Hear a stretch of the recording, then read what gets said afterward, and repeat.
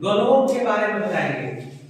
Globe जो एक नमूना है, एक मॉडल है इस पूरी पृथ्वी का।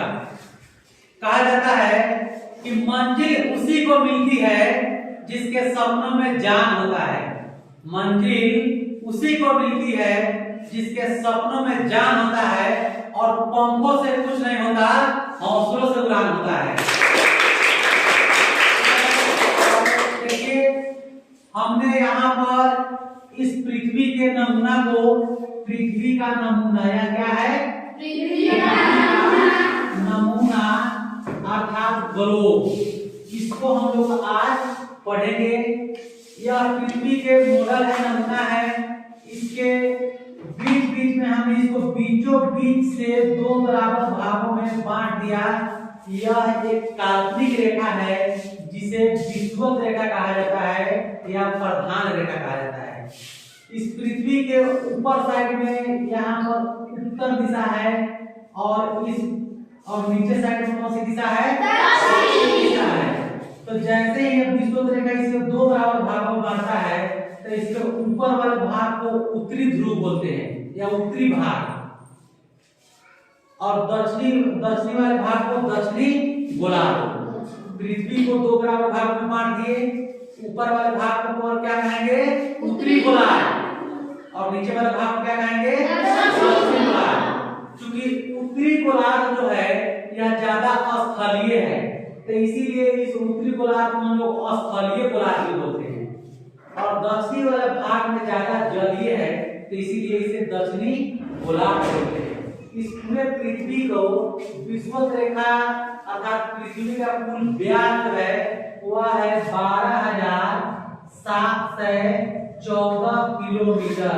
इस जो है विषुवत रेखा का लंबाई अर्थात इस पृथ्वी का व्यास है। और जब इसे दो बराबर भागों में बांटते हैं, तो ऊपर वाला जो भाग है उसे हम क्या कहते हैं, स्थलीय गोलार्ध, नीचे वाले भाग को जलीय गोलार्ध। इस पूरे पृथ्वी पर 71% जो भाग है वह जल से ढका हुआ है, और 29% भाग ही है जो स्थल है। उसी स्थल पर पर्वत, पठार और हमारा समतल मैदान है, जहाँ पर बहुत सारे देश बसे हुए हैं। लगभग 200 देश बने हुए हैं, जिसे 5 बड़े बड़े महादेशों में बांटा गया है, और पूरे जल मंडल को 7 महासागरों में बांटा गया है। तो ऐसे 7 महासागर का कई गानों में भी जिक्र किया जाता है, जैसे 7 समुंदर पार मैं तेरे पीछे पीछे आ गया। तो यह 7 समुंदर की संख्या कितना है, 7, और महादेशों की संख्या कितना है, 5। तो यहाँ पर हमने देखा यह जो रोक लाइन खींचा गया है, तो इस लाइन को जो वर्टिकल रूप से खींचा गया है, इसको हम लोग अक्षांश रेखा कहते हैं।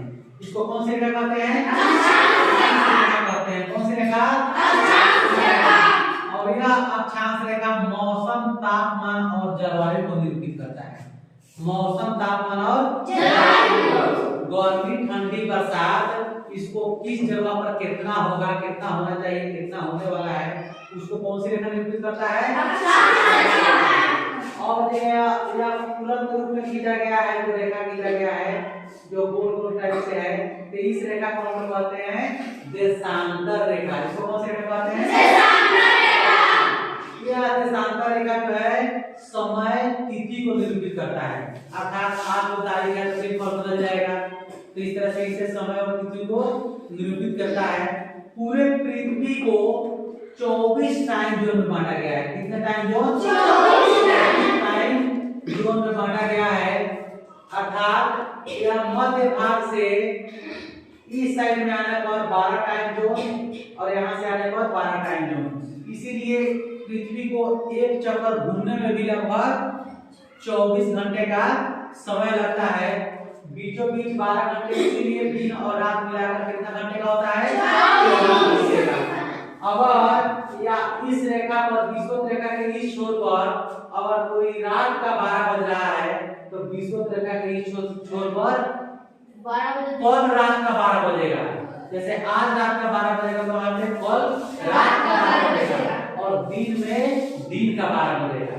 तो रात के 12 से दिन का 12 बजा, और दिन के 12 से फिर रात का 12 बजा। तो इस धरती पर एक दिन का समय का अंतर पाया जाता है। जैसे आज अगर अपने यहाँ 18 तारीख है, 18 नवंबर है, तो किसी जगह पर 17 नवंबर भी होगा और किसी जगह पर 19 नवंबर भी होगा, क्योंकि बीचों बीच हम लोग यहाँ पर खड़े हैं। भारत जो है, भारत के उत्तर पूर्वी अक्षांश में स्थित है। उत्तर भी है और पूर्व भी है, तो उत्तर और पूर्वी अक्षांश में स्थित है। उत्तरी अक्षांश में और पूर्वी देशांतर में, क्योंकि इसको बीचों बीच अगर बांटते हैं तो भारत का स्थिति यहाँ पर आता है कि पूर्वी देशांतर हो गया और उत्तरी अक्षांश हो गया। ठीक है, यह पृथ्वी 23.5 डिग्री पर झुकी हुई है। पृथ्वी एकदम गोल ऐसे स्थित नहीं है। पृथ्वी जो हमारा इस पूरे एक ग्रह है, तो यह ग्रह जैसे 8 ग्रह में पृथ्वी ग्रह है, तो यह जो ग्रह है यह 23.5 डिग्री पर झुका हुआ है। ठीक है, तो इस विषुवत रेखा के ऊपर में भी तुमको प्रसिद्ध काल्पनिक रेखा खींची गई है।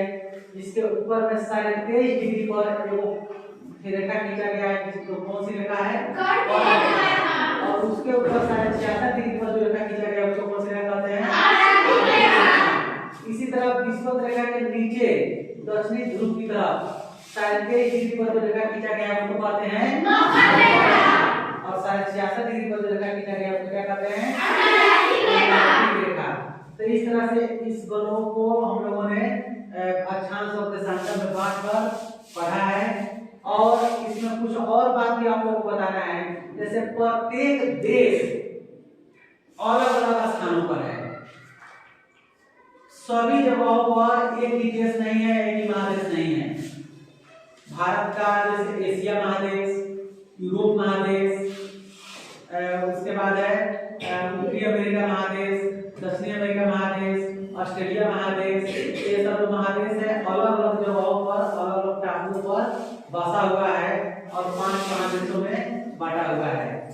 तो आज के लिए बस इतना ही। फिर हम लोग